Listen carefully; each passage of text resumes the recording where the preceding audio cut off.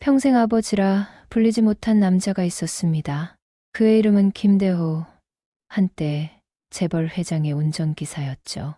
그는 죽은 뒤에도 아들이 걱정되지 않도록 매달 몰래 통장을 채웠습니다. 아무도 모르게 단 한 사람만을 위해 살아온 삶이었습니다. 오늘은 잔잔하지만 마음 깊이 남는 한 아버지의 이야기, 그리고 그 숨겨진 사랑을 전해드리려 합니다. 나는 김대호다. 사람들은 나를 늘 강민식 회장님 비사님이라 불렀다. 출근길에도 저녁 귀갓길에도 때로는 새벽 골프장으로 향할 때도 마찬가지였다. 내 이름을 온전히 불러준 사람은 거의 없었다. 그게 내 직업이었고 나는 그 안에서 살았다. 불치병 진단을 받은 날 의사는 조심스럽게 말했다. 시간이 많지 않습니다. 나는 고개를 끄덕였다. 생각보다 담담했다. 슬픔보다는 허무함이 먼저였다. 36, 짧다면 짧고 길다면 긴 나이. 하지만 내게는 아직 남은 이유가 있었다. 다만 한 얼굴이 떠올랐다. 갓 태어난 내 아들. 그 아이를 안고 병원 창밖을 봤다. 하늘은 높고 맑았다. 아이는 작은 손을 쥐었다 폈다. 반복하고 있었다. 그 손이 언젠가 무언가를 붙잡고 세상을 향해 뻗어나갈 것이다. 나는 그 장면을 상상했다. 그리고 깨달았다. 내 인생이 저 아이 인생의 짐이 되면 안 된다는 사실을. 아버지 없이 자란 아이라는 꼬리표. 병으로 쓰러진 아버지를 떠올리며 살아갈 기억. 가난과 동정 속에서 자라는 유년. 나는 그 모든 것이 두려웠다. 그래서 결심했다. 아버지를 지우되 사랑만은 남기자. 그날 밤 나는 아이를 오래 안고 있었다. 아이의 체온이 내 가슴에 스며들었다. 작은 숨소리가 규칙적으로 들렸다. 나는 아이 이마에 입을 맞췄다. 미안하다. 그리고 사랑한다. 그것이 아버지로서 내가 할 수 있는 첫 번째이자 마지막 고백이었다. 이튿날 나는 회장님을 만나기로 했다. 오랜 밤을 고민한 끝에 결론이었다. 떨리는 손으로 전화기를 들었다. 목소리는 최대한 침착하게 유지했다. 회장님, 내일 따로 시간 내주실 수 있으십니까? 전화 너머 회장님은 잠시 침묵했다. 그리고 짧게 대답했다. 그래. 사무실로 와. 그렇게 나는 내 아들을 보내기 위한 첫걸음을 뗐다. 회장님, 강민식은 아이를 가질 수 없었다. 그 사실을 나는 우연히 알게 됐다. 몇 년 전 회장님 부부가 병원을 오가던 시절이 있었다. 나는 운전석에서 그들의 침묵을 지켜봤다. 돌아오는 길 회장님은 창밖만 보셨고 사모님은 손수건을 쥔 채 고개를 숙이고 계셨다. 그 뒷모습에서 나는 알 수 있었다. 그들에게도 채워지지 않는 무언가가 있다는 것을. 며칠 밤을 새운 끝에 나는 회장님 앞에 섰다. 사무실은 고요했다. 창밖으로 도시의 불빛이 반짝이고 있었다. 나는 문 앞에서 한참을 망설였다. 손은 떨렸고 입은 바짝 말라 있었다. 노크 소리가 너무 크게 들렸다. 들어오게. 회장님의 목소리는 평소와 다르지 않았다. 나는 천천히 문을 열고 들어갔다. 책상 앞에 선 채 나는 입을 열었다. 회장님, 말해보게. 제가 말씀드릴 게 있습니다. 회장님은 펜을 내려놓고 나를 바라봤다. 나는 심호흡을 했다. 그리고 천천히, 아주 천천히 말을 이어갔다. 저 병을 얻었습니다. 오래 살기 어렵다고 합니다. 회장님의 표정이 굳었다. 그리고 아이가 있습니다. 갓 태어난 아들입니다. 침묵이 흘렀다. 시계 초침 소리만 들렸다. 회장님, 제 아이를 맡아 주실 수 있겠습니까? 말을 꺼내는 데만 1시간이 걸렸다. 아니, 실제로는 몇 분이었을지도 모른다. 하지만 내겐 영겁처럼 느껴졌다. 나는 내 병에 대해 말했다. 앞으로 남은 시간이 얼마 없다는 것. 아이를 혼자 키울 수 없다는 것. 그리고 무엇보다 아이가 병든 아버지의 아들로 살지 않기를 바란다는 것을. 회장님은 처음엔 아무 말도 하지 않았다. 그저 창밖을 바라보고 계셨다. 나는 그 침묵이 거절인지 고민인지 알 수 없었다. 가슴이 두근거렸다. 아이를 직접 보고 싶네. 나는 고개를 끄덕였다. 며칠 뒤 나는 아이를 데리고 회장님 댁을 찾았다. 회장님과 사모님은 현관에서 우리를 맞았다. 사모님은 아이를 보자마자 눈시울을 붉혔다. 회장님은 아이를 안아들었다. 아이는 회장님 품에서 작은 손을 뻗어 회장님의 넥타이를 만졌다. 회장님은 그 모습을 한참 내려다보셨다. 그리고 아주 낮은 목소리로 말했다. 내가 살아있는 동안은 계속 내 아들 곁에 있어라. 다만 아버지로는 서지 마라. 나는 그 말이 얼마나 잔인하고 얼마나 자비로운지 동시에 알고 있었다. 아이에게는 내가 아버지가 되겠네. 자네는 그저 우리 집 기사로 남게. 나는 무릎이 꺾일 것 같았다. 하지만 고개를 들어 회장님을 바라봤다. 감사합니다. 그날 나는 아버지를 포기했다. 하지만 아들의 미래를 지켰다고 믿었다. 아이의 이름은 바뀌었다. 호적도 성도 바뀌었다. 김민준에서 강민준으로. 서류상으로 내 아들은 강민식 회장의 아들이 되었다. 법적으로, 사회적으로, 그리고 앞으로 평생 그렇게 살아갈 것이다. 나는 그날 이후 내 아들을 도련님이라 불렀다. 처음엔 입에서 그 단어가 나오지 않았다. 목구멍 어딘가에서 걸렸다. 하지만 나는 연습했다. 거울 앞에서 혼자 있을 때, 운전석에서 도련님. 도련님. 수없이 되뇌었다. 아이가 처음 걸음마를 뗀 날, 나는 거실 한쪽에 서 있었다. 아이는 소파를 붙잡고 일어섰다. 비틀거리며 한 걸음, 두 걸음 내디뎠다. 사모님이 두 팔을 벌리고 기다렸다. 회장님은 카메라를 들고 계셨다. 아이가 넘어졌다. 나는 본능적으로 몸이 움직였다. 하지만 한 걸음 내딛다 멈췄다. 주먹을 쥐었다. 사모님이 달려가 아이를 안아 올렸다. 괜찮아, 민준아. 다시 해보자. 아이는 울지 않았다. 다시 일어섰다. 그리고 다시 걸었다. 나는 그 모습을 벽에 기댄 채 지켜봤다. 가슴 한쪽이 무너져 내리는 것 같았다. 아이가 5살이 되던 해 유치원 발표회가 있었다. 아이는 무대에서 노래를 불렀다. 작은 목소리로, 떨리는 음정으로. 하지만 끝까지 해냈다. 객석에서 박수가 터져 나왔다. 회장님 부부는 앞줄에 앉아 계셨다. 사모님은 연신 카메라를 들이대고 회장님은 박수를 치셨다. 나는 맨 뒷줄 구석에 서 있었다. 아이가 무대에서 내려와 회장님 품으로 달려갔다. 아빠, 아이의 목소리가 들렸다. 회장님은 아이를 안아 올리며 웃으셨다. 나는 고개를 숙인 채 박수만 쳤다. 손바닥이 얼얼했다. 하지만 멈출 수 없었다. 밤이면 더 힘들었다. 아이가 열이 나던 날, 나는 복도를 서성였다. 방 안에서 사모님의 목소리가 들렸다. 민준아, 괜찮아? 물 좀 마실까?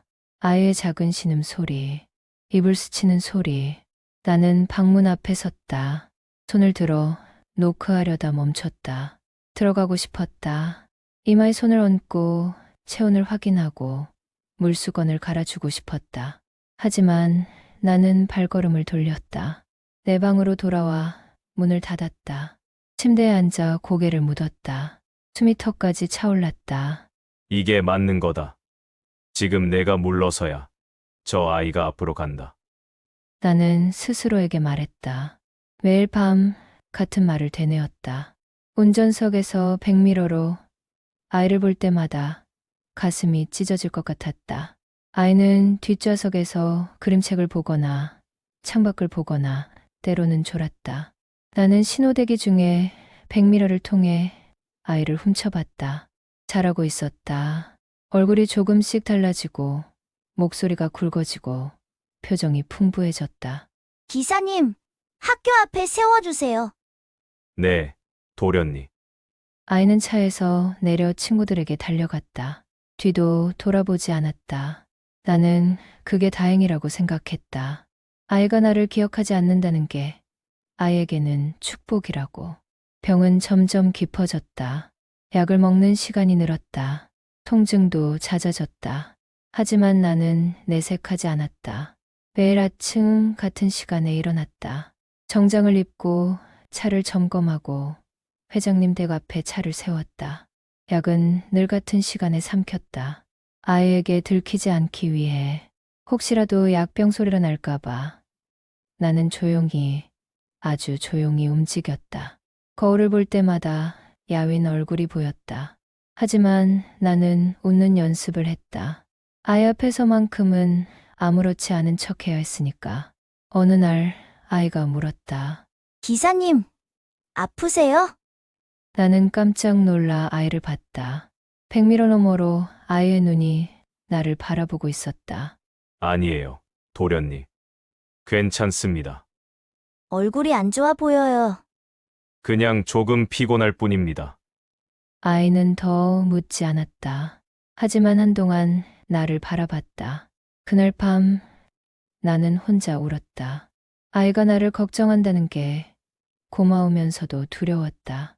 아이의 마음 한쪽에 내가 남아있다는 게 기쁘면서도 미안했다. 나는 더 조심하기로 했다. 더 멀리 떨어져 서기로 했다. 아이를 위해서. 내가 더는 운전대를 잡을 수 없다는 걸 알았을 때 나는 은행에 갔다. 의사는 조심스럽게 말했다. 이제 운전은 무리입니다. 언제 의식을 잃을지 모릅니다. 나는 고개를 끄덕였다. 예상했던 날이 왔을 뿐이다. 회장님께 사직서를 냈다. 몸이 좋지 않아 더는 운전을 할 수 없을 것 같습니다. 회장님은 서류를 받아 들고 한참을 보시더니 천천히 고개를 드셨다. 그동안 고생 많았네. 감사했습니다. 회장님, 앞으로 어떻게 할 건가? 고향에 내려가 요양하려 합니다. 거짓말이었다. 갈 고향도 없었다. 하지만 이렇게 말해야 회장님도 아이도 편할 것 같았다. 회장님은 잠시 침묵하시더니 말했다. 민준이는 내가 잘 키우겠네. 믿습니다. 자네가 원한다면 마지막으로 민준이를 만나게 해줄 수도 있네. 나는 고개를 저었다. 괜찮습니다. 그냥 이대로 가겠습니다. 마지막 날 나는 평소처럼 아침 일찍 차를 준비했다. 아이를 학교에 데려다 주는 일. 그것이 내 마지막 운전이 될 것이다. 아이는 평소처럼 뒷좌석에 올라탔다. 가방을 옆에 놓고 창밖을 봤다. 기사님, 네, 도련님. 오늘 축구 시합이 있어요. 그래요? 잘하고 오세요. 네, 열심히 할게요. 나는 백미러로 아이를 봤다. 10살. 이제 제법 의젓해진 얼굴. 학교 앞에 차를 세웠다. 아이는 가방을 메고 차에서 내렸다. 다녀오겠습니다. 조심히 다녀오세요, 도련님. 아이는 교문 쪽으로 걸어갔다.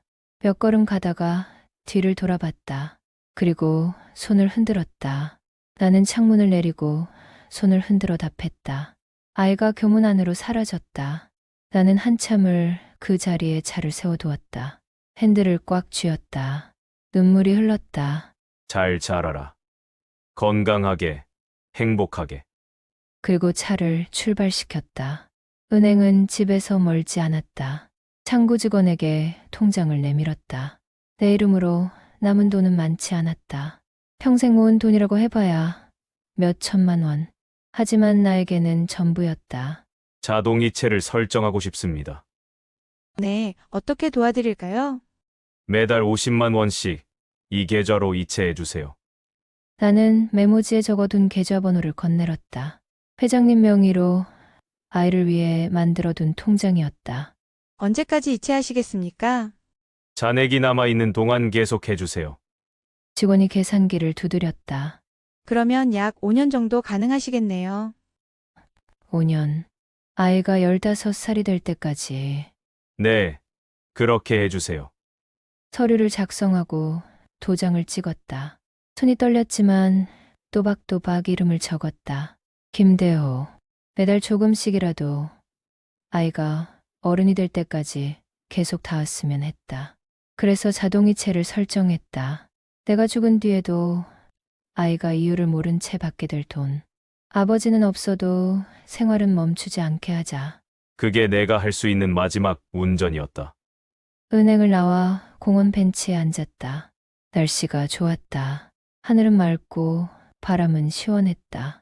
아이들이 뛰어놀고 노인들이 산책하고 세상은 평화로웠다. 나는 주머니에서 편지 한 통을 꺼냈다. 봉투에는 민준에게라고 적혀 있었다. 밤새 쓴 편지였다. 수없이 고쳐 쓰고 찍고 다시 쓴 편지. 편지를 펼쳐 다시 한번 읽었다. 민준아. 이 편지를 읽을 때쯤 너는 아마 많이 컸겠지. 나는 내 아버지, 김대호다. 하지만 너에게는 그저 기사였던 사람. 미안하다. 내 곁에 아버지로 서지 못해서. 고맙다. 내가 건강하게, 밝게 자라줘서. 사랑한다. 태어난 그날부터 지금까지, 그리고 앞으로도. 나는 내 인생의 앞좌석에 앉지 못했지만 한 번도 눈을 떼지 않았다. 돈은 아버지 노릇을 대신하지 못한다. 다만 내가 흔들리지 않게 바람막이 하나가 되었으면 한다. 잘 살아라, 아들아. 내 아버지, 김대호. 편지를 다시 봉투에 넣었다. 그리고 회장님께 전달할 또 다른 봉투에 담았다. 회장님께. 제가 떠난 뒤 민준이가 20살이 되면 이 편지를 전해 주십시오. 핸드폰이 울렸다. 회장님이었다. 대호 씨, 어디 있나? 밖에 잠깐 나왔습니다. 들어올 때 사무실로 들러주게. 알겠습니다. 전화를 끊고 일어섰다. 마지막으로 공원을 둘러봤다. 이제 정말 끝이다. 사무실에서 회장님께 봉투를 전했다. 이게 뭔가? 민준이에게 전해줄 편지입니다. 때가 되면 주십시오. 회장님은 봉투를 받아 들고 한참을 바라보셨다. 알았네. 감사합니다. 회장님. 정말로. 나는 깊이 고개를 숙였다. 그날 밤 나는 짐을 쌌다. 많지 않았다. 옷 몇 벌, 책 몇 권, 사진 한 장. 사진 속에는 갓 태어난 민준이가 있었다. 내 품에 안겨 자고 있는 작은 아기. 나는 사진을 가슴에 꼭 안았다. 안녕, 민준아. 아빠는 이만 가야 한다. 하지만 내 인생 어딘가에 아빠는 계속 남아 있을 거야. 창밖으로 달이 떠 있었다. 밝고 고요한 밤이었다. 나는 불을 끄고 잠자리에 들었다. 마지막 밤이 깊어갔다. 내가 떠난 뒤의 이야기는 나는 알지 못한다. 하지만 회장님이 훗날 민준에게 들려준 이야기가 있다. 민준이 20살이 되던 해봄이었다. 대학 입학을 앞두고 민준은 자신의 통장 정리를 하고 있었다. 등록금 확인차 은행 앱을 열었을 때 그는 이상한 걸 발견했다. 매달 같은 날 50만 원씩 입금되는 내역. 보낸 사람은 김대호. 처음엔 무심코 넘겼다. 하지만 내역을 거슬러 올라가 보니 10년 전부터 꾸준히 입금되어 있었다. 그리고 5년 전에 멈췄다. 민주는 고개를 갸웃했다. 김대호. 낯설지 않은 이름이었다. 아버지, 거실에서 신문을 보고 계시던 회장님을 불렀다. 김대호라는 분 아시나요? 회장님의 손이 멈췄다. 신문을 천천히 내리셨다. 왜 갑자기? 제 통장에 그분 이름으로 돈이 입금되어 있어서요. 10년 전부터요. 회장님은 한참을 침묵하셨다. 그리고 천천히 입을 열었다. 앉아라. 민주는 소파에 앉았다. 뭔가 심상치 않은 분위기를 느꼈다. 민준아, 내가 알아야 할 이야기가 있다. 회장님은 그날 모든 걸 말했다. 내가 민준의 친아버지였다는 것. 병 때문에 민준을 회장님께 맡겼다는 것. 그리고 기사로 남아 민준 곁을 지켰다는 것. 민준은 아무 말도 하지 못했다. 기사님이 제 아버지였어요. 그렇다. 왜 말씀 안 하셨어요? 그게 너를 위한 길이라고 생각했기 때문이다. 그 사람도, 나도. 회장님은 서재로 가서 봉투 하나를 가져왔다. 오래되어 빛이 바랜 봉투. 이걸 내게 주라고 했다. 민주는 떨리는 손으로 봉투를 받았다. 민준에게라고 적힌 글씨. 서툴지만 정성스러운 필체. 편지를 펼쳤다. 한 글자 한 글자 읽어 내려갈수록 민준의 눈시울이 붉어졌다. 민준아. 나는 내 아버지, 김대호다. 그 첫 문장부터 민주는 숨이 막혔다. 평생 기사님이라고만 불렀던 그 사람. 늘 예의 바르고 조용하고 뒷좌석에서 자신을 지켜봐 주던 그 사람. 그 사람이 아버지였다. 편지를 끝까지 읽고 민주는 한참을 울었다. 회장님은 그런 민준의 어깨를 토닥였다. 그 사람은 내가 잘하는 걸 보면서 행복했을 거다. 비록 아버지로 서지는 못했어도 저는 몰랐어요. 전혀 몰랐어요. 그게 그 사람이 바란 거였다. 민주는 고개를 들었다. 그분 어디 계세요? 회장님은 천천히 고개를 저었다. 15년 전에 세상을 떠났다. 내가 10살 때. 민준의 가슴이 무너져 내렸다. 그때 학교 앞에서 손 흔들어 주시던 모습. 그게 마지막이었다는 걸 민주는 그제야 알았다. 다음 날 민주는 아버지의 묘를 찾았다. 회장님이 마련해준 조촐한 묘. 김대호라고 새겨진 비석. 민주는 무릎을 꿇고 앉았다. 손으로 비석을 쓸어내렸다. 차가운 돌의 감촉. 아버지. 그 단어가 입 밖으로 나왔을 때 민주는 또 눈물을 흘렸다. 미안해요. 몰라봐서. 고마워요. 저를 지켜봐 주셔서. 사랑해요. 늦었지만 말씀드리고 싶었어요. 바람이 불었다. 따뜻한 봄바람. 민주는 한참을 그 자리에 앉아 있었다. 아버지와 처음이자 마지막 대화를 나누었다. 통장을 다시 확인했을 때 민주는 눈물을 닦으며 웃었다. 매달 50만 원씩 5년간 아버지가 남긴 마지막 선물. 그 돈으로 민주는 등록금 일부를 냈다. 그리고 남은 돈은 저축했다. 언젠가 자신도 누군가를 돕는 데 쓰기 위해. 민주는 지갑에 아버지 사진을 넣고 다녔다. 회장님이 준 유일한 사진. 자신을 안고 있는 젊은 아버지의 모습. 가끔 힘들 때 민주는 그 사진을 꺼내봤다. 아버지 저 잘하고 있죠? 대답은 없었다. 하지만 사진 속 아버지는 늘 온화하게 웃고 있었다. 민준이 대학을 졸업하던 날 회장님이 물었다. 앞으로 뭘 하고 싶으냐? 민준은 잠시 생각하다 대답했다. 사람들을 돕는 일을 하고 싶어요. 왜? 아버지가 그러셨듯이 누군가의 뒤에서 조용히 지켜주는 사람이 되고 싶어요. 회장님은 흐뭇하게 웃었다. 그 사람이 들으면 좋아했겠구나. 민주는 고개를 끄덕였다. 그날 밤 민주는 아버지의 묘를 다시 찾았다. 아버지 저 약속할게요. 아버지가 저를 지켜주셨던 것처럼 저도 누군가를 지킬게요. 그렇게 아버지의 마음을 이어갈게요. 바람이 또 불었다. 이번에는 여름밤의 따뜻한 바람.